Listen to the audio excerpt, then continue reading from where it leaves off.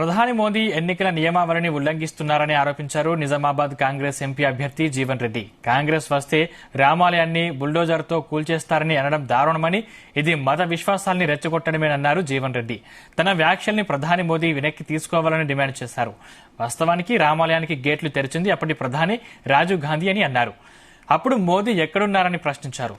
1989లోనే శిలాన్యాస్ చేయడం జరిగిందన్నారు. రాజీవ్ గాంధీ అధికారంలోకి వచ్చి ఉంటే అప్పుడే అయోధ్య రామాలయం పూర్తయ్యేదని, కావాలంటే రికార్డులు పరిశీలించుకోవాలని జీవన్ రెడ్డి సూచించారు. నరేంద్ర మోడీ గారు ప్రధానమంత్రి హోదాలో మత విద్వేషాలను రెచ్చగొట్టేటువంటి ప్రసంగాలు చేయటం అంటే కేవలం దురదృష్టకరమే కాకుండా బాధ్యతారాహిత్యంగా పేర్కొనక తప్పదని చెప్పంటున్నాను.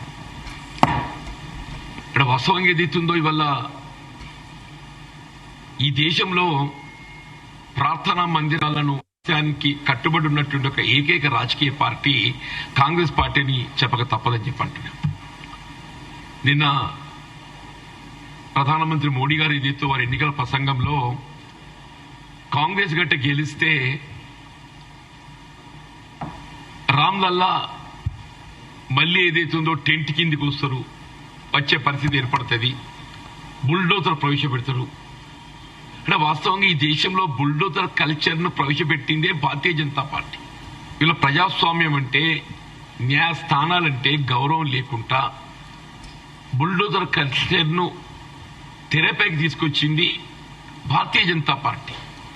బట్ వేరాస్ కాంగ్రెస్ పార్టీ ప్రజాస్వామ్యం పట్ల గౌరవం ఉన్నటువంటి ఒక రాజకీయ పార్టీగా, న్యాయస్థానాలంటే గౌరవం ఉన్నటువంటి రాజకీయ పార్టీగా అంటే వాస్తవంగా అయోధ్య రామ మందిర్ రామ్లల్లా దర్శనానికి ఏదైతుందో అనుమతినిచ్చింది వీళ్ళ దేవాలయ